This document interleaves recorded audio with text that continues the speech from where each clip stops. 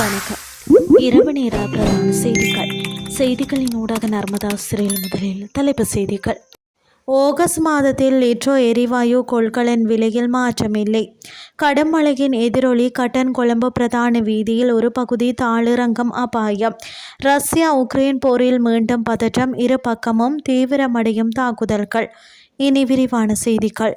August மாதத்திற்கான எரிவாயு விலையில் எந்தவிதமான திருத்தங்களும் மேற்கொள்ளப் போவதில்லை என லிட்ரோ நிறுவனம் அறிவித்துள்ளது.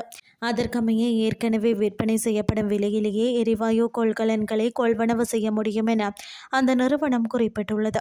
அதன்படி 12.5 கிலோகிராம் எரிவாயு கொள்கலன் 4465 ரூபாவிற்கும், 5 கிலோகிராம் எரிவாயு கொள்கலன் 1792 ரூபாவிற்கும், 2.3 கிலோகிராம் எரிவாயு கொள்கலன் 835 ரூபாவிற்கும் விற்பனை செய்யப்படுவதாக லிட்ரோ நிறுவனம் தெரிவித்துள்ளது. மத்திய மலைநாட்டின் மேற்கு சரிவு பகுதிகளில் பெய்து வரும் கடும் மழையால் கட்டன் தொடக்கம் கொழும்பு பிரதான வீதியின் வட்டவளை ரொசெல்ல பகுதியில் வீதியின் ஒரு பகுதி தாளிறங்கும் அபாயம் ஏற்பட்டுள்ளதாக நோர்வுட் நெடுஞ்சாலை அலுவலகத்தின் நிறைவேற்று பொறியியலாளர் AM சாதிக் தெரிவித்துள்ளார். இதன் காரணமாக பாதிக்கப்பட்ட பகுதியில் வாகன போக்குவரத்து ஒரு வழி பாதையில் மாத்திரமே முன்னெடுக்கப்படுவதாகவும், ஹட்டன் முதல் கிதுல்கல வரை பயணிக்கும் சாரதிகள் மிகுந்த அவதானத்துடன் வாகனங்களை செலுத்துமாறும் அவர் கேட்டுக்கொண்டுள்ளார். இதற்கிடையில் ஹட்டன் போர்டைஸ் வழியாக டயகம செல்லும் வீதியின் எல்பின் தோட்டம் பகுதியில் பாரிய பாறை ஒன்று சரிந்து வீதியில் விழுந்ததால் போக்குவரத்து பாதிக்கப்பட்டிருந்தது. பின்னர் அக்கரை பத்தனி பிரதேச சபை, பிரதேச மக்கள் மற்றும் போக்குவரத்து பணியாளர்களின் ஒத்துழைப்புடன் பாறை அகற்றப்பட்டதை தொடர்ந்து இன்று முதல் அந்த வீதியில் போக்குவரத்து வளமைக்கு திரும்பியுள்ளது. இனி வெளிநாட்டு செய்திகள்.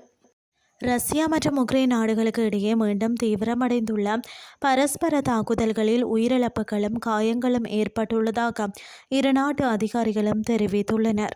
ரஷ்யாவின் 2 முக்கிய எண்ணெய் சுத்திகரிப்பு ஆலைகளை தங்களது படைகள் வெற்றிகரமாக தாக்கியதாக உக்ரைன் ஜனாதிபதி வோலோடிமிர் ஜெலன்ஸ்கி அறிவித்துள்ள பின்னணியில் இந்த தகவல் வெளியாகியுள்ளது.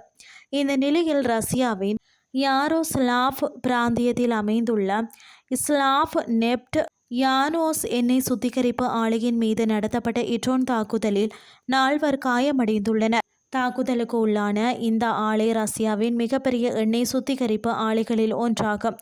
இது ஆண்டிற்கு சுமார் 1.5 கோடி 15 மில்லியன் மெட்ரிக் டன் கச்சா எண்ணெயை சுத்திகரிக்கும் திறன் கொண்டது.